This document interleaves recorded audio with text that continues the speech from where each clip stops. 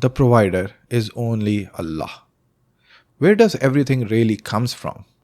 We live in an age that worships secondary causes.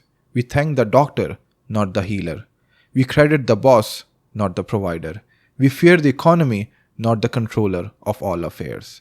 Say, who provides for you from the heavens and the earth? Or who controls hearing and sight, and who brings the living out of the dead and brings the dead out of the living, and who arranges every matter? They will say, Allah. So say, then will you not fear him? This verse is devastating in its logic.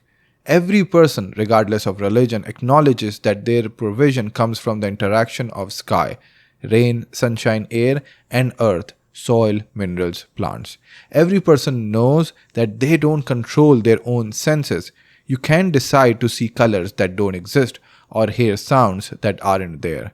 Every person recognizes that they don't control life and death. So if you acknowledge Allah controls all these fundamental aspects of existence, why do you turn to others when you need help?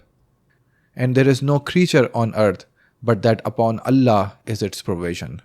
This isn't just about food and money. Your talents, Allah's provision. Your health, Allah's provision. Your intelligence, Allah's provision. Your opportunities, Allah's provision. Even your ability to be grateful or ungrateful, Allah's provision. O mankind, remember the favor of Allah upon you. Is there any creator other than Allah who provides for you from the heaven and earth? There is no deity except Him. So how are you deluded? The verse calls it delusion, not ignorance, not different opinion, delusion. Because when you can see that everything comes from heaven and the earth, and you know Allah controls heaven and the earth, but you still act like others are your real providers, you're living in a fantasy. And whatever you have of favor, it is from Allah. Then when adversity touches you, to Him you cry for help. This verse exposes human inconsistency. In good times, we credit ourselves, our efforts, our connections. In crisis, we instinctively turn to Allah. Our fitrah, natural disposition, knows the truth even when our minds are confused. Your Lord has proclaimed, "Call upon me, I will respond to you." That is Allah's direct promise. Not maybe I'll respond, not I'll respond if you deserve it, simply I will respond. But then comes the warning.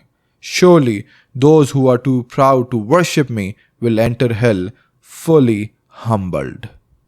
The same pride that makes people think that they don't need Allah is what eventually destroys them.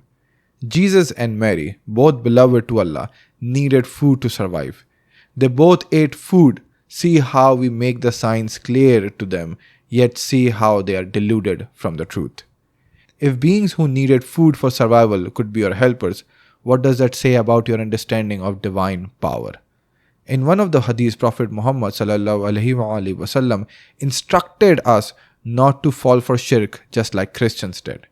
Prophet ﷺ said, "Do not exaggerate in praising me as the Christians praise the son of Mary, for I am only a slave. So call me the slave of Allah and His apostle." The reality is simple. Allah is subtle with His servants.